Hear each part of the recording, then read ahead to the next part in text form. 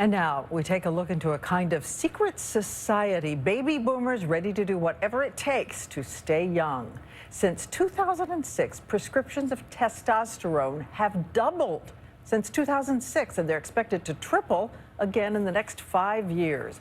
ABC's Neil Karlinski tells us who is doing this and at what risk.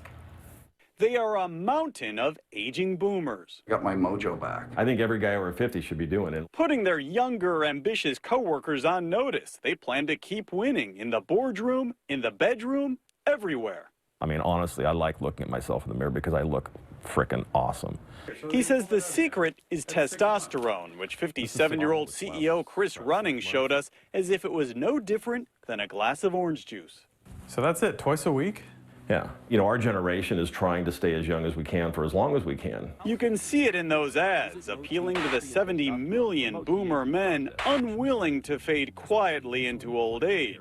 You might have a treatable condition called low testosterone or low T. A boost of testosterone, long the illegal drug of choice in sports, is being touted by some as a virtual fountain of youth and just a prescription away. I've gone from a 38 waist, relaxed fit jean to a 34 slim fit jean, which I never in a million years thought I could get my one leg in one of them. In the 3 years he's been taking T, Chris says he has transformed himself into a younger man. 2 hours more work per day, 30 pounds of fat gone, and muscles, bulging muscles, more impressive than anything he had in his 20s. Do you notice the physical change too? I mean, he talks about 30 pounds and yes, muscle. Absolutely. I mean, he looks great. He's in great shape. We wondered, can it really be that simple? Dr. Karin Power says yes. I hear a lot of men come in and they talk about the young guys coming in and they feel the challenge. Is that okay or is that cheating? If your levels are low and I bring you back to a normal level or an optimal level, then aren't I just, leveling the playing field? So what is normal for what age? The average 20-year-old's testosterone levels can reach as high as 1,080.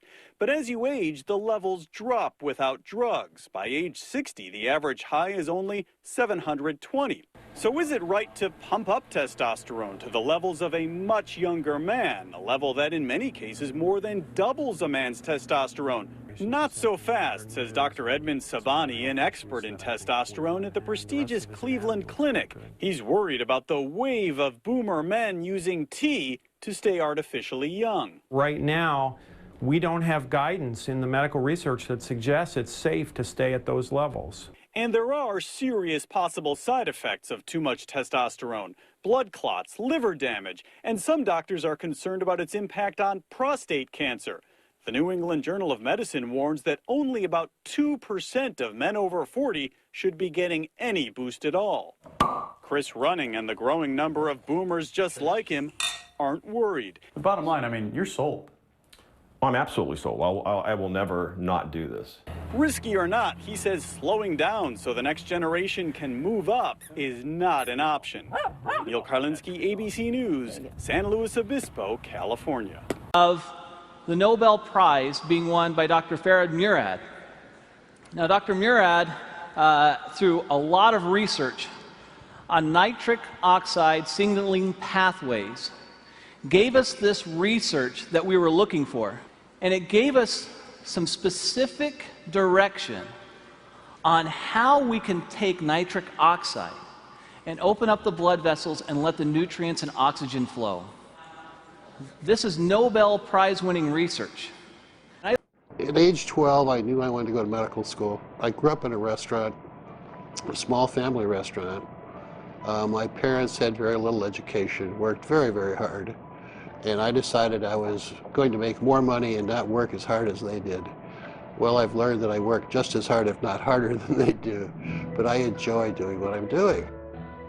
Winning the Nobel Prize was very exciting, very rewarding. You realize the leaders in science around the world say, yes, this is important, what you've done is important, and this is a nice recognition for all of that work. My brother has diabetes, one brother, and he's had it for more than 50 years. And he carries a shopping bag of medicines when he travels, and he comes visit. He plunks down his bag on the kitchen table and spends a half an hour taking all of these supplements and pills and everything else. And I used to tease him all the time. But now I realize that he survived his diabetes for 53 years only because he's been taking all of these antioxidants and other things. And I'm quite a believer and have been now for the last decade or so. Hypertension, diabetes, atherosclerosis, tobacco use, and perhaps obesity, where your blood vessels are too constricted because you have endothelial dysfunction. The blood vessels don't make enough nitric oxide, or they remove it too quickly. And if you enhance the production of nitric oxide, the blood vessels will widen, decrease the blood pressure, increase nutrients and oxygenation of the tissues downstream.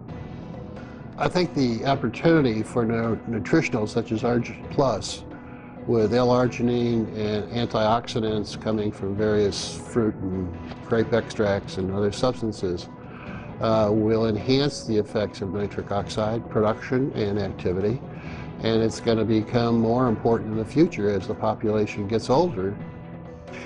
I want to solve some more problems.